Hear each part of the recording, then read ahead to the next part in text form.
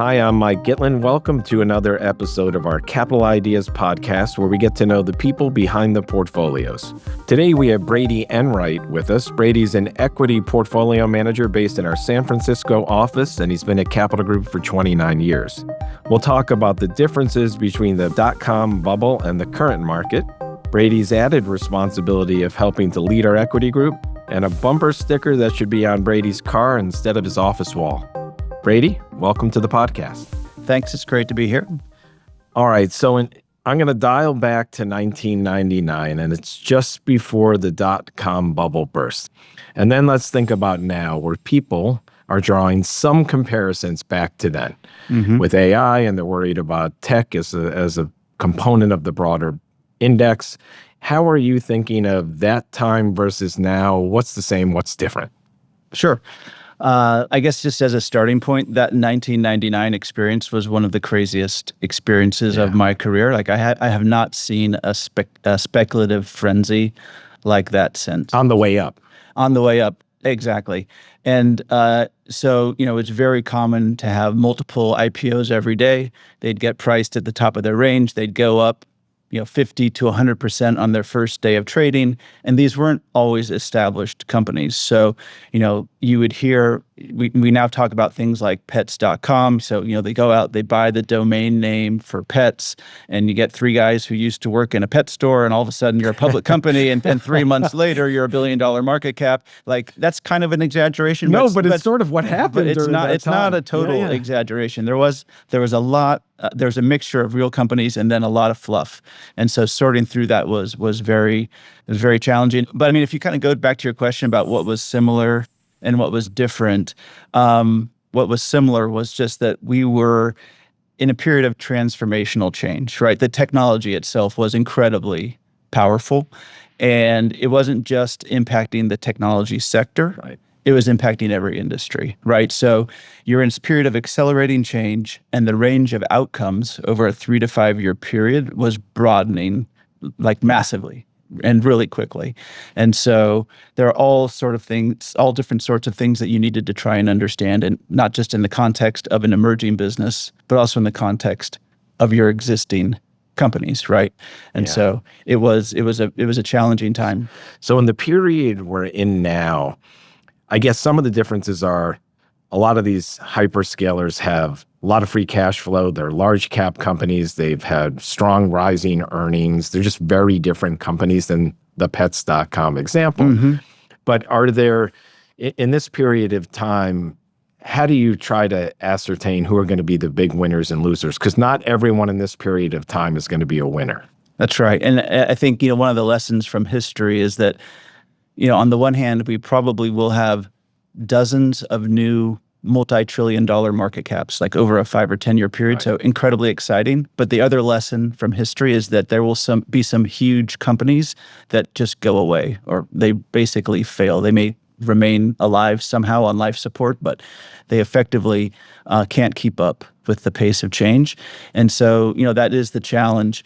One of the things that's interesting right now is, in contrast with the dot-com era, during the dot-com era, I think a lot of people could visualize the potential, and it was understood pretty well, but we didn't have the physical infrastructure for it to actually come to life, right? Yeah. So we knew there was going to be streaming video, but we were still on dial-up modems. We didn't have, smartphones. We didn't even have computers in most people's homes, let alone laptops. So like the physical infrastructure to support this potential wasn't there. Yeah. This time, though, I think it's quite different. So this time, there's still some bottlenecks. We need to build power. We need to install the compute capability, but it's not really impeding the progress. And so I think to the extent that people look back at 1999 and say, oh, well, you had some time. You can wait till Amazon falls 80%, or you can wait, a while till you have this big washout and then come back to these companies. I'm not sure it's going to play out that way this time. I think there will be some winners who declare themselves and they never look back. And there will be some companies that miss this transition and they can never catch up. That's a great way to put it. But I haven't heard it explained like that. That is the clearest way I've heard it explained, and just in the absolute sense, and also how it's relative to 27 years ago. in that spirit, again, you talk about the fact that fundamentals always win. And the way you're measured as a portfolio manager is your 8-year number is your primary driver of your quantitative bonus. 8, 5, 3, 1. So in that fundamentals always win, and against that backdrop of how you're measured, does that time frame line up? Is that what you think's the right time frame? It does line up pretty well, and historically we've landed on that time frame because it's typically representative of a market cycle. So it kind of makes sense. You will have had a pretty good opportunity to demonstrate what you can do from a results perspective. But this idea of, the fundamentals always win, I think that's particularly relevant today. So we are seeing stocks that are gapping up, 2 times, 3 times, 4 times in a short period of time, and the earnings haven't really moved yet. So you're creating this gap between the earnings and the stock price. And the one thing I can guarantee you, the one thing I know for certain, is that eventually that gap has to close, right? One way or the other, right? Either the stock earnings price has to come down or the earnings have to come up, or some combination of the two. And, kind of going back to that .com era, I think there's a really interesting case study with Microsoft, right? So from the end of 2000 till the end of 2020, if you look at Microsoft, there were 2 distinct decades in there. During the first decade, from 2000 to 2010, the earnings tripled. Earnings went up 3 times. The stock price was flat. It didn't move at all. During the second decade, the earnings tripled again, but the stock price went up 9 times. Wow. Right? Okay. So what's amazing is you had this total disconnect between the earnings and the stock price during the first decade, and then you had another disconnect during the second decade, but it was in the opposite direction. So, and then if you look at the 20 years in totality, the earnings and the stock price did the same thing. That's right? a great example. So someone can kind of, I almost feel like someone should write a book about this, because there's so many investment lessons embedded in this 20-year period for a single stock. And part of it is this idea that eventually the stock price and the earnings converge over time. But the other takeaway for me, and again, I think it's kind of relevant given where we are today, is it matters whether or not you're on the right side of change or the wrong side of change.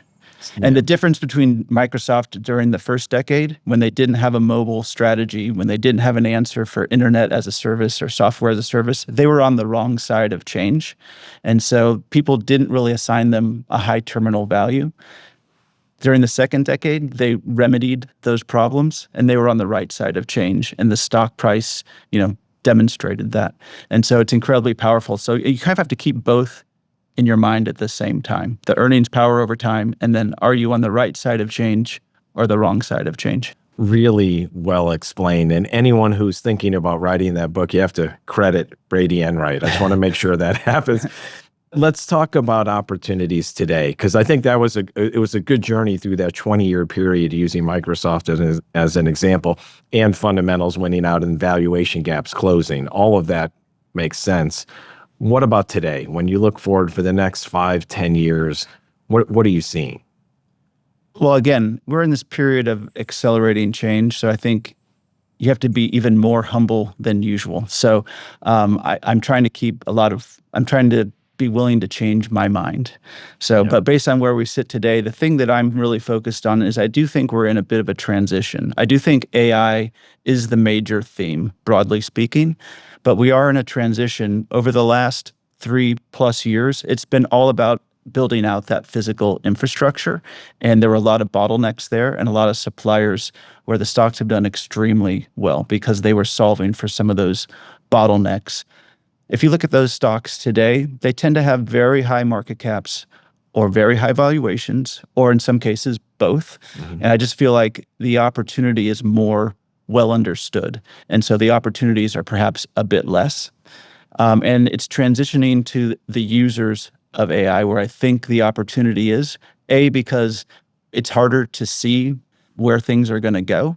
But I think, again, back to my earlier point, there will be some companies that emerge that we've never heard of, that have businesses that we didn't really even knew were going to exist, and they will emerge as huge market caps. Yeah. And then if you look at companies within any given industry, some of them will implement AI really fast and really effectively, and others will lag. and the competitive gaps between companies within an industry Gonna grow. will be really wide Yeah. relative to what we've seen over the last decade. Like the divergences will be extreme. And so that's really where I'm starting to bring my focus, because I feel like this build out thing is like it's okay. There's still some opportunities there. It's not the richest set of opportunities, I don't think, relative to the usage of AI. So this is where, in that environment that you're speaking about, management teams are super important. Mm-hmm. The ones who embrace it, the ones who really figure out how to win from it, gain productivity, gain share, dig a deeper moat around their existing business, versus the ones that lag. And you talk a lot about management teams. And you said something to the effect of the compounding effect of management decisions over time is underestimated. Mm-hmm. Talk about management teams against the backdrop of how you think the next 5-10 years plays out. Yeah. Well, I think that's exactly the point, that compounding effect over time. So a lot of people like to point to some stroke of genius that a management team had here at this moment or that moment. I think those are exceedingly rare, actually. The epiphanies? In the real world, right? What it really is it's incremental decisions, and then it's executing on those consistently over time. And over any short interval, it's an imperceptible amount of change. They're kind of inconsequential decisions, or at least they appear that way. And maybe over the course of a year, you're 5 or 10% better than your competitors because of those decisions. But over a decade, you've opened up, again, a huge competitive gap. So it's the power of those incremental decisions and doing them effectively over and over again that I think often distinguishes the best management teams. And then there's another dimension of compounding that I think is also important, and that's from the top of the organization down through the bottom of the organization. So you have the executives at the top, a dozen people, but then you have thousands of people who are interacting with customers every day, who are building the products. And what you need is good articulation of what you're trying to accomplish and why and how you think you're going to be different than your competitors, and then making sure everybody understands it. And from those dozen or so people who are the leadership, you get a compounding effect down through thousands of people who are actually doing the work. And so it's the compounding over time and the compounding through the organization. Yeah. If you can get those two going at the same time, that's what really differentiates a great management team. So it's the institutionalization or the process more than any given decision. It's not one single decision where they've fundamentally changed the face of the company. It's all these decisions along the way and the process of training new leaders to then make the similar type decisions with a similar type process and the compounding impact of all of that. What's an example? Give us an example of a company where you saw that play out.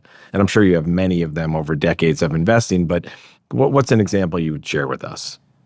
One of the best examples would be a company like Costco, where I think they have actually, it's not the most complicated strategy. Most people would understand it, but the management team themselves all started in the stores. They all understand the business at a very granular level, and they then, I think, have put themselves in a position where they're going to make really good decisions at a strategic level because they understand the nuts and bolts of the business so well, and they articulate it so effectively and so consistently that everyone from the top through the bottom of the organization is able to replicate and sustain that process on a repeated basis. And we've seen it in the stock price over several decades. So they're trained in that system. It's Exactly. a repeatable process. That's exactly right. Let's switch to your specific investment edge. Every one of our investment professionals, our portfolio managers, our analysts, you know this better than anyone, they have their own unique edge. What would you say it is for you? Yeah, I'm always a little careful with this question because I actually don't think there's a lot in this business that's proprietary. Like there's no thing that I know or no single thing that only I can do. So, and I always think of the example of Warren Buffett, who he's told everyone exactly what he's doing for decades and decades, and no one's really ever replicated it. And that's kind of the magic, I think, really is, do you have a process, and then do you have the discipline to execute on it over time, over and over again? So for me, if I think about what has built my process, I guess, is my experience as a small cap investor. So I started out in the industry as a generalist. And basically each week I would try and meet roughly a half a dozen new companies. So companies I had never met before. So almost every single day, a new company. And so over the course of a decade plus, it was thousands of new companies that I met. And so it's just a ton of reps on meeting a ton of companies over and over. And I think as a result of that, I have a lot of flexibility in terms of how I look at companies and how I think about them. So in contrast with someone who just did banking stocks for 10 years or just did software or just did growth stocks. You saw every industry. Yeah, I think if you grew up with that, you're often, you have a very specific framework, and then you try and use that framework to look at all sorts of other things.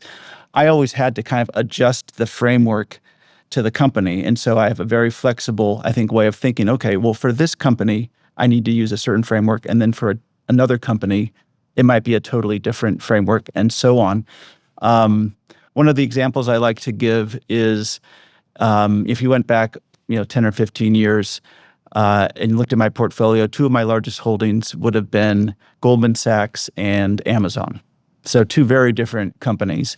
And in the case of Goldman Sachs, it was trading at, I think, 80% of tangible book value. So the framework that you needed to bring to that situation was, is there an impairment on the balance sheet? Are they ever going to earn their cost of capital again? Like there are some very specific questions that you needed to work through. And then the risk reward was driven by the fact that, liquidation value was higher than the stock price. Like if you kind of got that analysis right. And then, by the way, they would hopefully grow over time. Contrast that with Amazon.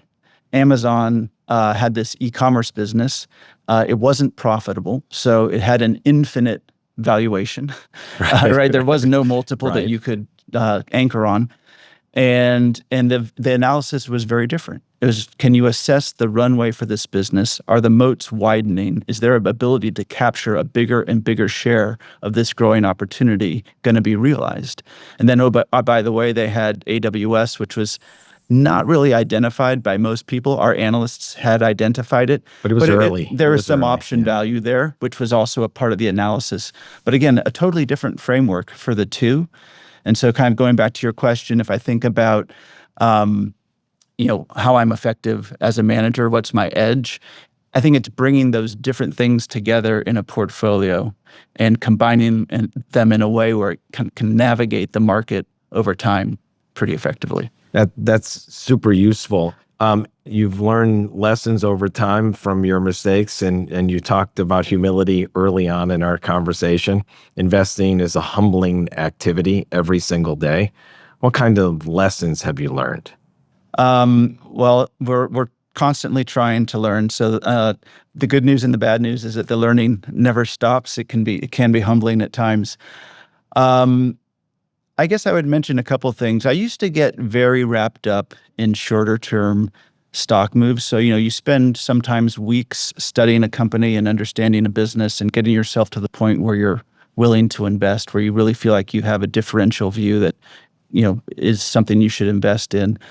And then maybe the stock moves 20 or 30%, like just before you're about to recommend it, and you pull your hair out and you don't buy it at all, or you don't buy as much as you should have. Because you're worried you just missed it. I missed it.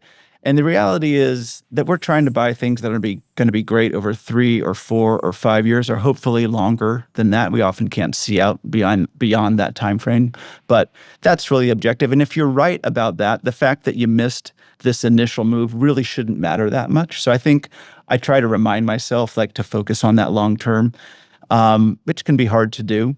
Excellent. I'm going to pause for a sec here and go north from LA up to San Francisco to your office.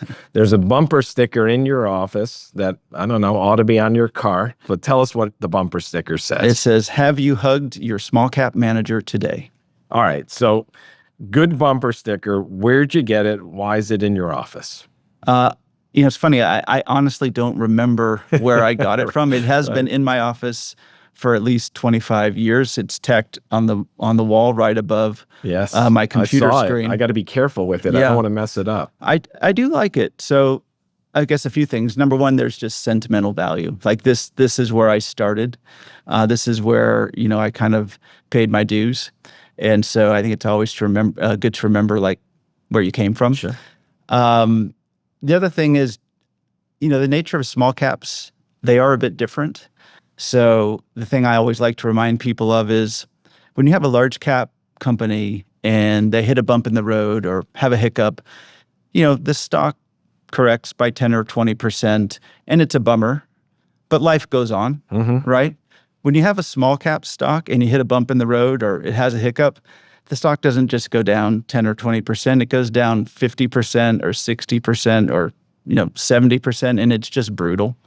And it feels terrible. It feels terrible. And, I'm still a small cap manager today, and it still happens and it still feels exactly the same. And so I actually think that small cap managers actually just have a greater need to be hugged because they face this situation more than others do. More volatility around their names. I got it. Yeah. And I guess, the other thing is, as I've taken on some leadership roles here and there at Capital, it is a good reminder for me to be effective in this business. You have to be on offense. You have to be on your front foot. You're going to get knocked down, but the thing you can't do is to kind of step back and get more conservative. Sometimes analysts will come to me because they've had some tough experiences, and they'll say, "I think we should buy this stock. I can't see a reason why it'll go down." Right. And I'm like, it's kind of like the prevent defense in the NFL. Like it never works, right? Like that is true, by the way. You always have to be on the front foot, and you should only ever buy something if there's something you have identified that you're excited about that you think will drive it up. It's not about avoiding a downside. I think the best way to avoid the downside is to find the things that have the most potential to go up. And so best defense, a good offense. When I see people who, they've taken a couple lumps, part of my job is to make sure that they know we've got their back. Things are going to be okay. They need to get back on that front foot and always have a certain element of aggression in the way they approach the job. Today, you've been here nearly 30 years. You're a mentor to so many people in addition to your leadership roles, but there are people in your career that have mentored you decades ago. Who would you cite? Well, two people come to mind for kind of distinct reasons. But, the single best investor I observed was Jim Drasdo. And he was a longtime portfolio manager in some of the funds that I'm in today.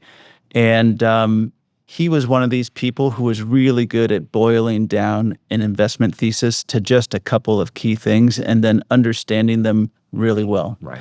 And what was interesting about Jim, if you worked with him, was he didn't actually go into elaborate depth about any of his investments. When you heard him describe them, it was actually pretty simple description, but I think that was kind of the power of it. And most of what you learned from Jim actually was more by observing him and seeing how he made his decisions over time.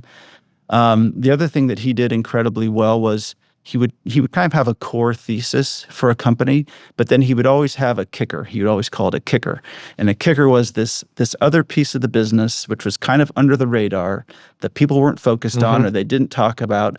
But if it came through, it gave you a second leg or a third leg to this story. And somehow he just had more of those than anyone else I've ever. He had a lot of kickers. So, but it wasn't by accident. Yeah. Right. So he's really good at the kickers. And then the second person from a mentorship perspective I would mention is Rob Lovelace. And I just think he's maybe the single most astute observer of people and how to think about managing people and grouping people in investment roles. And so if you're constructing, a team that needs to accomplish X, Y, or Z, he's incredibly good at saying, well, here's the attributes that you need. Here's the people that probably have some of those attributes. And then within that group of people, here are the ones that he thinks would work really well together. And I've kind of seen him work through that a bunch of times. And he's always kind of my go-to person when I'm trying to think through things like that. And he's just really, really good about, really what you're trying to do is avoid the unintended consequences. And that's always a challenge, especially in our business, especially when you're dealing with people. And so, getting that right is super helpful, and he's amazing at that. Yeah, Rob and I don't live too far from one another, and I benefit from our walk-in talks when we get together and get his advice on things as well. All right, let's finish up with what you're grateful for. We do this on every podcast where we ask our guests what they're grateful for. I'll give you the mug, and I'll ask you to answer the question. Excel. We'll send it to, it's an extra large mug. We're going to send it to San Francisco, so you don't have to put in your bag on the way back up. But what are you grateful for? Well, I'm just so grateful for my family. They just bring me joy. So like at the most basic level, I love spending time with my kids and with my wife. Sometimes I almost feel it's a little bit selfish because I feel like the other reason why I'm so grateful for my family is because they've just been inspirational to me. So trying to be, the dad I want to be, trying to be the role model that I want to be, trying to be the husband that I want to be. It's hard, but it's inspiring. And so I'm just really grateful to have them there and to give me those aspirations. And you never quite meet them, but hopefully you get close. I'm sure you do a good job. Yeah. Well, Brady, I'll finish up by just saying we're all grateful for you here at Capital Group. You've been a great leader in our equity unit, in your specific investment unit, but the broader equity group in San Francisco at Capital Group. You've just done so much, and you've generated great investment returns for our clients for a long period of time. So all of those, you're grateful for your family. Capital Group's grateful for you, and I'm sure your family is as well, by the way. But thank you for everything you do here. You're having a huge impact, and I'm glad we have years to go to work together still. So yes. I appreciate you. Yeah. Well, thank you, Mike. It's been fun having a conversation with you.